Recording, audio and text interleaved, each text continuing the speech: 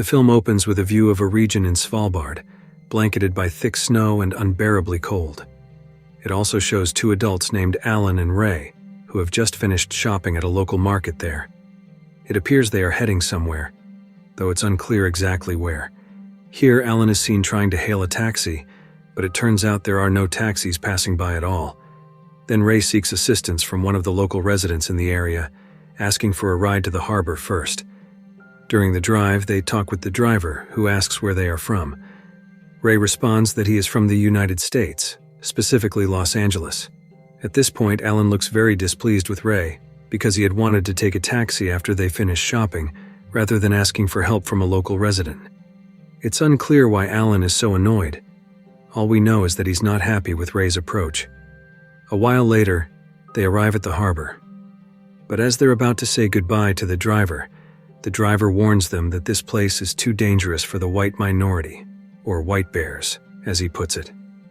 Ray brushes it off and immediately meets up with a cameraman who is apparently waiting for him there. Here we learn they will be covering something at the location they're heading to. In other words, they're journalists assigned by their producer to report temporarily on a tourist spot called Long Year Bien. Soon a ship arrives, and they are greeted by its captain, Captain Jim. This ship can accommodate about 20 people, no more than that. On board are a variety of tourists from different countries. After the welcome, Alan and Sean chat privately over coffee. It turns out this is Alan's first time seeing Sean at work. Sean is also Alan and Ray's new work partner.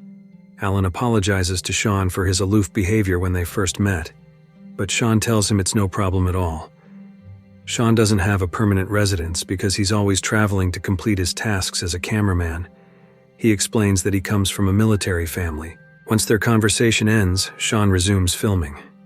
Meanwhile, Alan and Ray chat and spot a box that belongs to Sean, which they assume might hold food. But when they look inside, the contents appear to be a vintage radio. They decide to listen to whatever has been set up. The sound they hear is that of a whale, almost as if it's sending a signal. No one knows what might happen to everyone on board. At that moment, Sean comes back to retrieve the box he left behind. Panicked, they quickly turn off the device and close up the box. After that, Alan heads to the bathroom and attempts to send a message and apologize to his wife. They had fought before he left.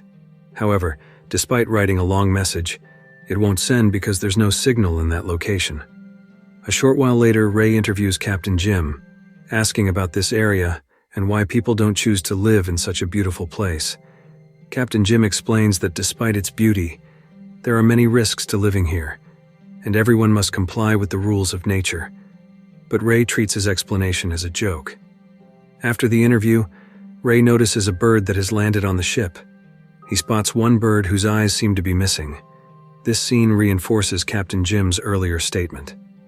Elsewhere, Alan still feels guilty about leaving his wife and 2 children for work, but Ray tries to reassure him that they'll be back in 10 days. In the midst of this conversation, they are startled by shouts from the other tourists. It seems that a seal is killing its own offspring. At this point, Alan starts to sense something off about this place. As Sean continues filming the cheerful moments among the tourists, he notices one person with a wound on their ear, but no one seems to know what caused it. Suddenly, while Sean is capturing shots of the flocking birds, everything goes awry, and in that instant everyone else on board suddenly disappears, vanishing as if they'd evaporated into thin air. The only ones left are Alan, Ray, and Sean. However, Alan and Ray assume everyone else has some special excursion planned, or that they might have missed out on the fun, because at that moment Alan and Ray were in the cabin. They search every corner of the ship but find no one else aboard. Ray and Alan question Sean about where everyone went, but Sean claims he doesn't know anything, saying he was just in the bathroom. It seems like Sean is hiding something, because when everyone disappeared, Sean was close by, still filming. Moreover, all of their valuable belongings were left behind. Meanwhile, Alan keeps watching video recordings featuring his children. During this emotional moment, Alan starts to feel unsettled about being here, and suddenly coughs up blood. The film cuts to Sean, who is recording entries in a log about the use of the vintage radio box.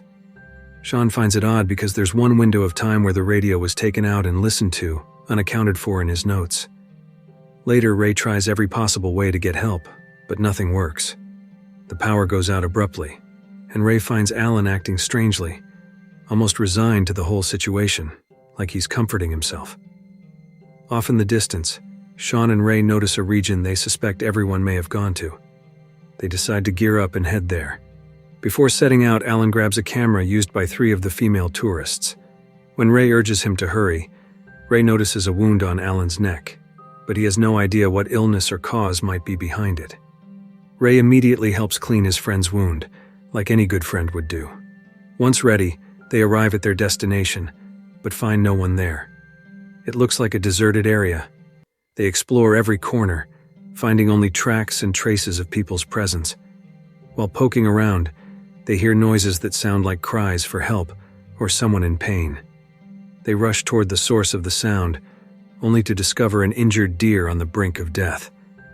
At this point, Alan is furious because Ray keeps thinking logically and wants to keep searching for people in other locations, whereas Alan believes that everyone's disappearance simply isn't normal. They decide to keep searching for these missing tourists. They continue walking, and while on their journey, pick up another strange sound. Immediately they head toward it, only to find a broken television making static noise. By this point, Alan's symptoms have worsened, and they are now spreading to his leg. Ray and Sean decide to leave Alan behind for a moment and continue looking for everyone else. After they go, Alan tries to catch up, but along the way, he accidentally encounters a polar bear right in front of him. Oddly enough, the bear seems to ignore him completely. Meanwhile, Ray and Sean chat, and Ray opens up about his younger sister who died a long time ago, when Ray was only 10. Their conversation is cut short when they notice a light switching on in the distance. They run over to investigate, searching the area, but again find nothing. Sean does come across a source of music or radio, though it's unclear who left it behind, and he hides it from Alan and Ray's view. We switch focus to Ray, who sees a flare being fired by Alan, so he rushes to his location. Alan is now in dire shape, and Ray takes him back to the place they'd come from. When they arrive, Alan asks Ray to stay with him and share a drink, also telling him he's no longer upset about the earlier taxi incident. A short time later, Alan pulls out the camera he had taken before they headed to this desolate area. He sees footage of one of the women who was there at the very moment everyone disappeared, and in the clip, Sean can be seen filming the AR. Alan immediately shows it to Ray. Ray brushes it off and suggests he stop drinking, worried it will only worsen his condition.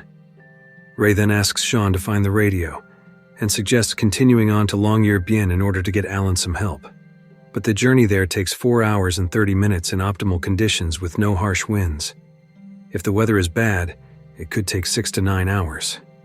That is extremely dangerous in such severe conditions, practically a death wish, especially if they use a small boat. Still, Ray insists on going, hoping to locate fuel to make the trip possible. During this time, Alan, who is weak from his illness, questions Sean, suspecting that he's hiding something about all of this. Instead of answering, Sean places the radio headphones on Alan's head, and Alan falls asleep. Sean then takes the weapon Alan had brought along. After a while, Alan awakens and tries to tell Ray about the video footage showing Sean in the middle of the incident. After watching the recording, Ray becomes furious and chases Sean, attacking him. Sean finally confesses that the reason for their presence here is tied to a covert experiment testing a sonic weapon that affects the nervous system and brain. From the very beginning, it turns out Sean is a former military member, though he's no longer enlisted. He was simply paid to record the effect of this experiment, not only in this region, but also on the people around. According to Sean, all he remembers is that he experienced a brief period of blurred vision. When his vision cleared, everyone else had disappeared without a trace, maybe vaporized or something similar. Sean also believes the side effects should have been limited to vomiting, as Alan is experiencing. The special headphones, or what we've been calling that classic radio since the beginning, produce a counter vibration. Apparently, Alan and Ray managed to listen to it in secret, which is why they survived and remain here. To get out of this region, Sean was promised pickup by a plane. However, the satellite phone given to him by his boss no longer works. Ray takes the phone from Sean and goes back to see Alan, who is getting worse. once again trying to clean his wounds caused by that sonic weapon. Alan is now utterly exhausted and misses his 2 children at home. Ray still tries to encourage him to help us keep fighting. After stepping outside Alan's room, he finds him attempting to record a message for his family, apologizing and explaining everything that has happened. Meanwhile, Ray discards all his old memorabilia, including the video belonging to the 3 female tourists and the one featuring Sean. He then goes to see Sean, who is busy checking the boat they plan to use for the 4.5-hour trip to Longyearbyen. Just as they're about to set off, they hear a strange sound. Frightened, they run from it. At the same time, the satellite phone in Sean's hand suddenly picks up a signal, marking Sean's location. A rescue boat is supposedly coming in about 30 minutes. Ray immediately brings Alan to a safer spot to wait, and they pass the time talking. Sean heads out to assess the surroundings and walks toward a nearby building he suspected earlier. Without warning, Sean is shot by someone from an unknown direction. In another location, Alan has lost consciousness. He's gone. At that same moment, the power in the entire area unexpectedly comes back on. Then the film ends. If you like this video, don't forget to subscribe.